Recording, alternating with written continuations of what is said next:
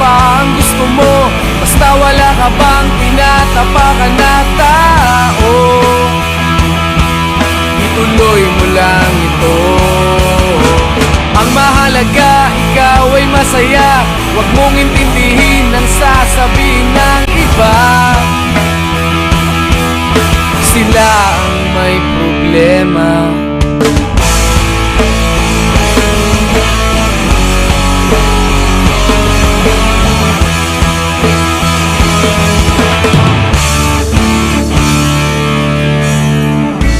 Walang pumapansin sa natatangi mong galing.